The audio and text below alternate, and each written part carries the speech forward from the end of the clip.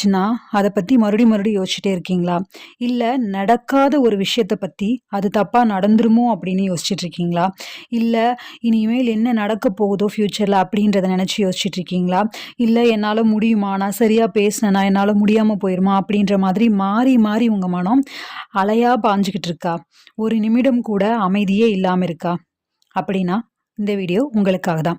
இதுல உங்களுக்கான இந்த ஓவர் திங்கிங்க்கும், நெகட்டிவ் திங்கிங்ல இருந்தும் நாம விடுபடுறதற்கு நெறைய சொல்யூஷனும், அதிலிருந்து நாம விடுபட்டு நம்மளுடைய வாழ்க்கைய சந்தோஷமா வாழ்றதற்கான வழிகள இந்த வீடியோல பார்க்கலாம்.